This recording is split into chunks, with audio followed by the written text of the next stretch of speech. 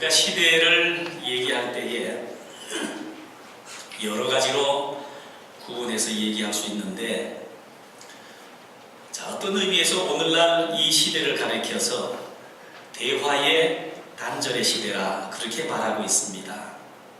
영어로 얘기하는 것도 아닌데, 같은 나라 같은 말을 가지고 얘기하는데도 못 알아듣습니다. 부모가 말하는 것을 자녀가 잘 못 알아듣고요, 자녀가 말하는 것을 부모가 다 알아듣습니까? 못 알아들을 때가 많습니다. 선생님이 얘기하는 것을 학생들이 잘 못 알아듣고요, 정부가 얘기하는 것을 국민들이, 백성들이 잘 못 알아듣습니다. 그러니까 답답하니까 뭐 해요? 촛불이라도 들고 막 모여봅니다. 대화의 단절, 이게 어쩌면 현대를 살아가는 우리에게 큰 비극 중에 비극이 아닐까 그렇게 봅니다. 창세기 11장에 보면 사람들이 시날 광야에 모여서 하늘 꼭대기까지 닿는 바벨탑을 쌓으려고 했습니다. 우리가 성과 대를 쌓아서 우리 이름을 하늘에 닿게 하자. 그때 하나님은 우리 인간에게 심판한 것이 다른 것이 아니고요, 언어를 혼잡하게 만들었습니다. 함께 성을 쌓던 사람이 서로 같은 말로 대화하는 것 같은데 전혀 못 알아듣습니다. 갑자기 말이 통하지 않는 거예요. 그래서 결국 저들은 바벨탑 쌓던 것을, 그 공사를 중단하고 말이 서로 통하는 사람끼리 사방으로 뿔뿔이 흩어지기를 시작합니다. 여러분, 대화가 단절된 상태, 여러분, 그 어떤 것도 이룰 수 없더라는 거예요. 함께 말이 통하고, 함께 의미를 이해하고, 함께 서로 같은 뜻을 가지고 있어야 성을 하나 쌓더라도 쌓을 수 있는 것이지, 서로 말이 통하지 않으면 함께 가기가 참 어렵습니다. 그러다가 이렇게 서로 흩어진 언어가 수천 년이 지나서야 언어가 하나로 통일되는 역사가 나타납니다. 어디에? 사도행전 2장에 와서 오순절날 예루살렘의 성령의 역사가 막 불같이 일어나는데, 제일 먼저 나타난 역사가 마가다락방에서 120명이 모여서 기도하는 가운데 성령의 언어, 방언의 역사가 터집니다. 놀라운 사실은 세계 각국에서 사람들이 모여서 함께 기도하는데 전부 알아듣기를 자기 나라 말로 알아들었다. 성경은 그렇게 얘기합니다. 각기 다른 말인데도 똑같은 자기 말로 알아들었다라는 거예요. 그래서 성령의 역사 가운데 가장 먼저 일어난 역사가 혼잡게 된 언어가 하늘의 언어로 통일되더라는 거예요. 언어가 통일된 다음에, 그 다음에 하나님의 나라가 점점 이루어져 가는 것을 우리는 보게 됩니다. 오늘 우리에게 가장 시급한 문제가 무엇입니까? 경제를 성장시키는 것, 정치를 잘해보는 것, 스포츠를 잘하는 것, 이런저런 것이 아닙니다. 언어를 하나로 만드는 것, 무엇보다 하나님의 언어로 우리가 하나 되는 것이 참 중요하다는 거예요. 여러분, 성경을 읽으면서 궁금한 것이 뭘까요? 저는 성경을 읽으면서 이 출애굽기를 읽을 때마다 참 궁금한 게 하나 있었습니다. 출애굽한 이스라엘 백성들이 민수기 맨 처음에 보면 장정들만 한 60여만 명이 된다라고 얘기하고 있습니다. 이제 민수기 맨 마지막에 갔을 때에 역시 장정 60여만 명이 남았습니다. 60여만 명의 장정으로 출발했는데 여러 가지 이유로 광야에서 새로 태어나고 죽기도 하고 하나님의 진노로 죽기도 하고 그랬는데 결국 마지막에 갔는데도 역시 60여만 명. 여러분, 장정 60여만 명이라고 그러면 거기에 딸린 가족들이 있을 거예요. 부녀자, 어린이, 노약자 전부하면 그 60여만 명에 아마 서너 배는 더 될 거다, 그렇게 추정을 합니다. 그러니까 출애굽한 사람을 대략적으로 우리가 뽑아도 아마 한 200만 명에서 250만 명을 추산할 거라고 짐작을 합니다. 여러분, 사람 250여만 명, 잘 조직된 군대도 아니고 그저 몇 년 정도에 앞으로 나란히 해서 세운 그런 군대도 아닙니다. 전쟁의 피난민, 오합지졸, 뭐라 그래도 말 듣지 않습니다. 그런 200여만 명이 넘는 백성을 데리고서 모세 지휘 하나로 여러분 출애굽한다고 하는 사실이 얼마나 놀랍습니까? 아마 제가 이 마이크를 걷어버리면 여기 겨우 몇십 명 되는데 여러분 이렇게 제가 설교하는데 어려울 거예요. 저 뒤쪽까지 들리게 하면 제가 톤을 높여서 아마 설교를 하고 나면 목이 다 잠겨버릴지 모릅니다. 그런데 200만 명이 넘는 사람을 두고 모세가 어떻게 저들을 통솔했을까?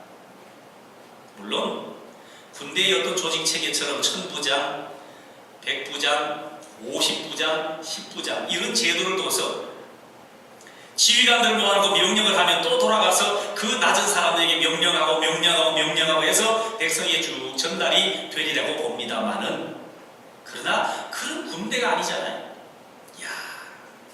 어떤 방법으로 백성들에게 자기 메시지를 전달할 수 있었을까? 굉장히 궁금해요.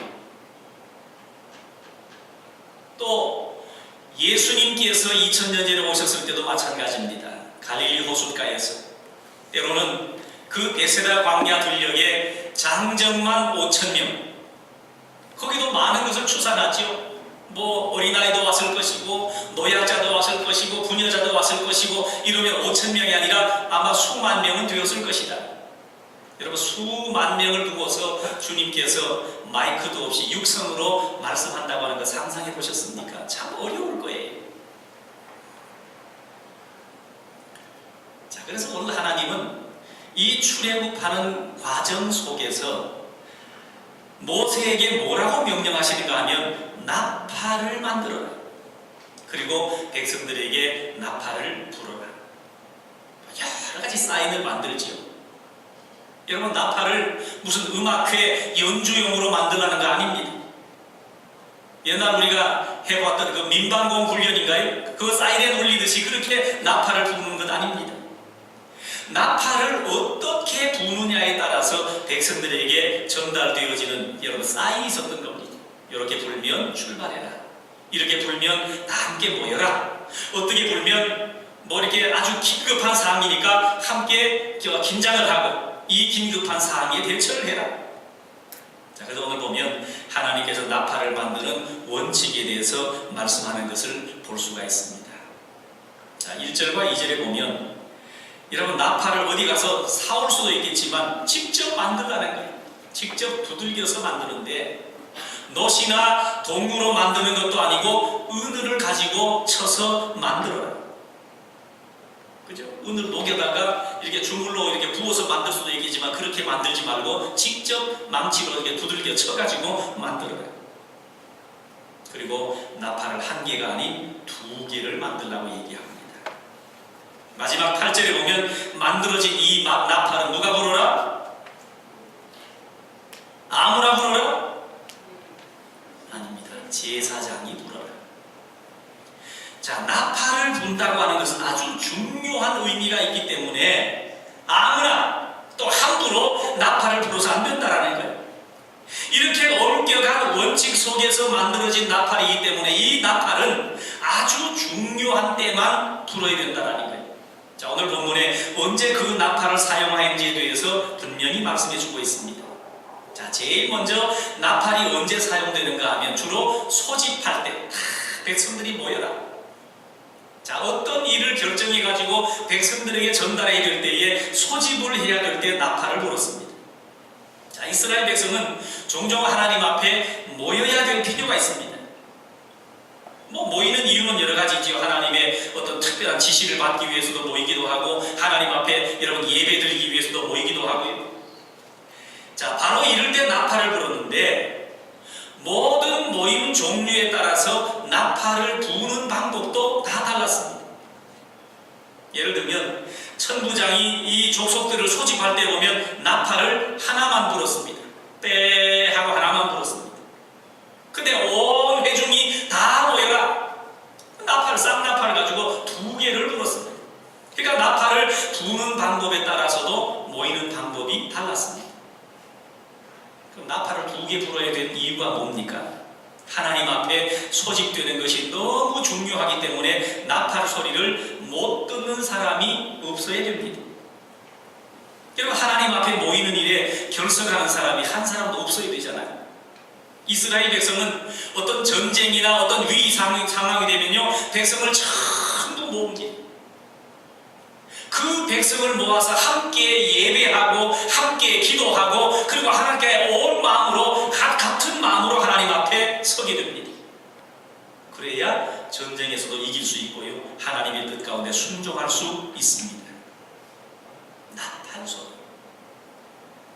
자, 오늘 우리는 지금 하나님의 나라를 향해서 가는 영적인 이스라엘 백성들입니다. 그죠?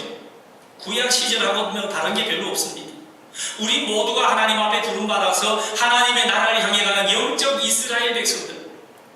우리가 이 세상에 살면서 가장 중요한 것이 무언가 하면 하나님 앞에 소집되는 일입니다. 지난주에 부흥회를 하면서 제가 그렇게 강조한 게 뭡니까? 예배가 얼마나 중요하다는 것 아시잖아요. 특히나 이스라엘 백성들이 하나님 앞에 예배한다고 하는 것은 무슨 도덕 기준 삼아서 심심풀이로 여러분 재미있어서 그렇게 예배한 것 아닙니다. 예배가 저들에게는 생명이었습니다. 하나님 앞에 어떻게 예배하느냐에 따라서 하나님의 영광도 드러나지만 백성들이 살기도 하고 죽기도 했습니다. 사무엘 시대 보십시오. 블레셋과의 전쟁이 앞두고 전쟁이 지금 다급하지만 사무엘은 백성들을 다 미스바 광장으로 모읍니다. 거기서 정성껏 예배해요. 그리고 백성들과 함께 금식하고요, 거기서 기도합니다. 하나님께서 그 예배를 받으시고 기도를 응답하신 하나님께서 블레셋을 한꺼번에 물리치잖아요. 그러니까 예배는요, 곧 우리에게 있어서 생명과 같은 거예요. 내가 사느냐 죽느냐의 열쇠가 어디 있느냐? 예배라는 거예요. 그래서 백성들은 전부 하나님 앞에 예배하러 모이라는 거예요. 그때 나팔을 봅니다. 그러니까 하나님 앞에 모이는 일이 가장 중요한 일입니다. 여러분, 오늘 우리 신앙생활에 있어서 뭐가 중요하냐? 하나님 앞에 나와서 예배하는, 이렇게 모이는 이 순간이 가장 중요하다는 것을 여러분 알아야 됩니다. 예배를 해도 그만, 안 해도 그만, 그런 게 아니라네요. 그렇기 때문에 우리가 모이는 일을 위해서 힘차게 나팔을 불어야 된다고 성경은 말씀합니다. 그리고 이 모이는 일에 대해서 우리 모두가 강조해야 된다는 거예요. 모여라. 나팔 소리를 듣고 모여라. 그래서 이스라엘 백성은 한 사람도 거기에 빠짐없이 결석하는 사람이 없도록 해야 된다는 거예요. 간혹 보면 우리 성도들의 가정에 자녀들이 여러분 교회에 결석하는 일을 종종 보게 됩니다. 어떤 부모는요, 너 지금 공부해야 되기 바쁘기 때문에 공부하고 나중에 신앙생활은 나중에 네가 잘 된 다음에, 그렇게 미루는 사람이 있습니다. 여러분, 그건 잘못 가르치는 거예요. 오늘 성경을 빌어서 말씀하면 나팔을 잘못 부는 거예요. 여러분, 부모님들은 자녀들을 어떻든 하나님 앞에 나오게 하기 위해서 영적 생활을 단속해야 됩니다. 꼭 나오도록. 여러분, 교회 가는 일에 대해서는 심한 잔소리가 될 정도로 나팔을 불어대야 합니다. 예배를 잘 드려야 된다. 계속해서 나팔을 부는 그런 부모가 되어야 된다는 거예요. 자, 오늘 본문을 보면 또 언제 나팔을 부는가 하면요, 뭔가 앞으로 나가야 전진해야 될 때 나팔을 불었습니다. 여러분, 이스라엘 백성은 지금 애국을 탈출해 출애굽을 했지만 그 광야에서 머물러 살 사람들이 아닙니다. 결국 저들이 가야 될 곳은 가나안 땅이에요. 마찬가지로 오늘 우리가 사는 곳은 여러분 이 세상이 아닙니다. 이 땅에서는 우리가 70년, 80년의 삶을 살지만 결국 우리가 가야 될 곳은 하나님의 나라, 영원한 하나님의 나라로 가서 영원한 삶을 살게 되는 것, 그게 우리의 삶입니다. 자, 이스라엘 백성은 광야에 살 사람들이 아니고요, 가나안에 가는데 저들은 잠시 광야에 머물러 있을 뿐이라는 거예요. 그래서 하나님께서 명령만 내리시면 나팔 소리만 불면 자리를 툭툭 털고 앞을 향해 전진해서 나가야 되는 그런 백성입니다. 그래서 하나님은 이 전진 명령을 나팔을 불어서 앞으로 나가라 백성들에게 전달을 했던 겁니다. 자, 그래서 이 전진하는 나팔 소리는 소집을 위한 나팔 소리와 부는 방법이 달랐다라는 거예요. 자, 어떻게 달랐냐 하면 소집 나팔은 그냥 힘껏 불면 되었지만 전진하는 나팔은요 반드시 울려서 불어야 된다 그랬습니다. 울려서. 여러분, 왜 울려서 불어야 되는가 하면 그것은 이스라엘 백성들 가슴 속에 진동을 일으키게 하기 위해서. 여러분, 앞으로 나아간다고 하는 것이 얼마나 중요합니까? 여러분, 사람의 목소리도 마찬가지지. 악기도 마찬가지입니다. 울려서 내는 소리를 잘 해야 된다는 게, 복식호흡하면서 마음껏 소리를 울려내는 소리도 여러분 크고 아름답고 힘도 들고 하지만 듣는 사람에게 그게 감동을 준다는 거예요. 전혀 울림이 없는 목청만 이렇게 떨어내는 소리 내니까 여러분 부르는 사람도 힘들고 듣는 사람도 힘든 거예요. 자, 이스라엘 백성에게 광야를 박차고 일어나서 여러분 떨치고 앞으로 전진해 나가는 용기가 필요했는데 지금 젖과 꿀이 흐르는 가나안 땅에 대한 소망이 필요했습니다. 그래서 나팔 소리를 크게 불게 되므로 이스라엘 백성들의 가슴에 충동이 일어납니다. 야, 가자. 우리가 가야 될 곳은 가나안 땅이다. 그리고 그 나팔 소리를 들으면서 이스라엘 백성들은 구름 기둥과 불 기둥의 인도하심에 따라서 일사불란하게 움직였습니다. 200만, 250만 명 되는 백성입니다. 여러분, 천국을 향해 가는 우리 모든 성도님들도 전진의 나팔을 계속 울려서 풀어야 됩니다. 여러분, 예수 믿는다고 하면서도 전진이 없습니다. 10년 전이나 10년 후나 또 앞으로 10년 앞으로나 여러분 똑같다고 생각하면 그것은 안전뱅이와 같은 믿음입니다. 천국에 대한 소망이 없는 거지. 여러분, 왜 이렇게 신앙이 제자리 걸음합니까? 가슴에 충동이 없어서 그렇습니다. 감동이 없는 거예요. 이것은 나팔을 잘 울려서 불지 못하기 때문에 그렇습니다. 그런 나팔 소리를 듣지 못하기 때문에 그렇습니다. 오늘 말씀 9절을 다시 한번 볼 수 있길 바랍니다. 9절, 또 너희 땅에서 너희가 자기를 압박하는 대적을 치러 나갈 때에는 나팔을 크게 불지니 그리하면 너희 하나님 여호와가 너희를 기억하고 너희를 너희의 대적에게서 구원하시리라. 즉 전쟁을 하러 나가기 위해서 나팔을 부르라고 말씀하십니다. 자, 그때 너희가 나팔을 불면 하나님께서 우리를 기억하시고 대적에게서 구원시켜 주시겠다고 약속하십니다. 그래서 이스라엘 백성들이 가나안을 향해서 나갈 때 저들은 순례길을 가는데 가로막는 대적들이 있는데요, 이 대적이 한두 가지가 아니었습니다. 여러분, 이스라엘 백성이 가나안 땅을 향하는데 대적이 얼마나 많았습니까? 그 광야에서도 전쟁이 크게 많았습니다. 그럴 때마다 싸움의 경험이 없는 이스라엘 백성들은 두려움에 빠지지. 이거 어떻게 앞으로 나가나? 여기서 살기도 힘든데 어떻게 저 가나안까지 가나? 여러분, 가나안 땅에 가면 편안합니까? 그 속에도 대적이 얼마나 많은지 모릅니다. 자, 그렇지만 제사장이 크게 나팔을 불 때 그 나팔 소리를 들으면서 이스라엘 백성이 어디서 생겼는지 놀라운 능력과 용기를 가지고 전쟁에서 계속 승리합니다. 그 나팔 소리는 하나님이 함께하고 계시다고 하는 임마누엘의 빵빠레와 같은 겁니다. 자, 제가 지금 이렇게 얘기하면 수천 년 전에 있던 이스라엘 백성들 나팔 소리를 왜 얘기하나 아마 혼란스러울 수 있을 겁니다. 마지막 10절 말씀 봅니다. 자, 또 너희의 희락의 날과 너희가 정한 절기와 초하루에는 번제물을 드리고 화목제물을 드리며 나팔을 불라. 그로 말미암아 너희의 하나님이 너희를 기억하시리라. 나는 너희의 하나님 여호와니라. 마지막으로 제물 위에 나팔을 불라고 하십니다. 여러분, 나팔 소리를 너희가 드릴 제물 위에 덮이게 하라는 거예요. 그 제물 위에 불어야 할 그 나팔 소리는 무슨 뜻이냐? 기쁨과 감사와 헌신의 의미의 나팔 소리입니다. 뭘 얘기하는 거예요?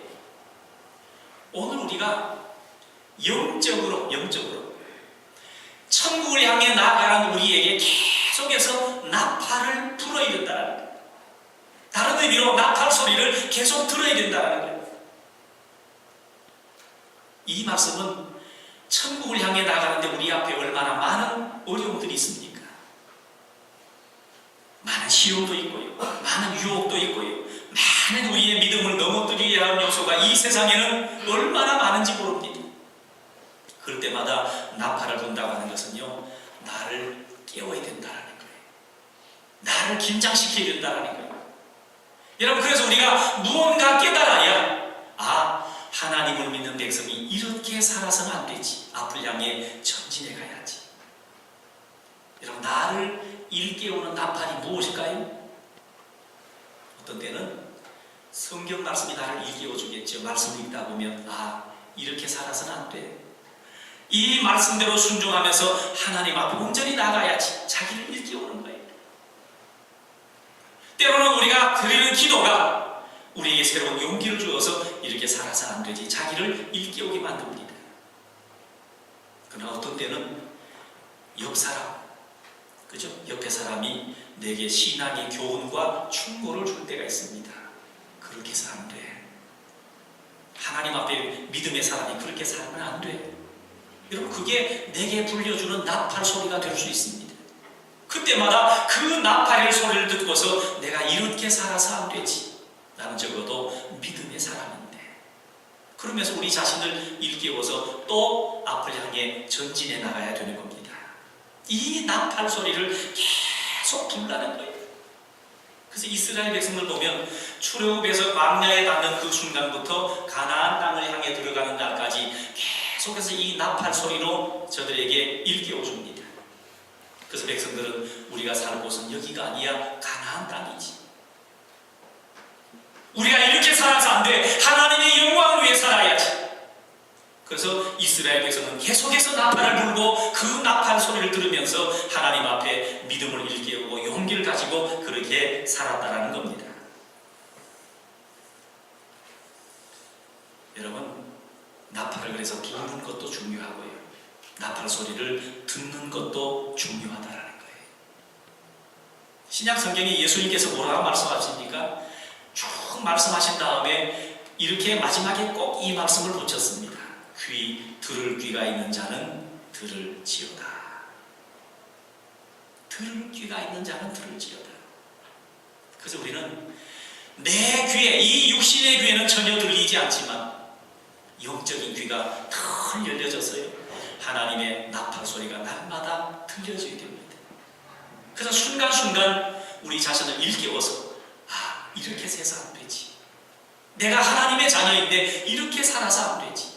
세상이 다 그렇다고 나까지 그렇게 살아서 안 되지.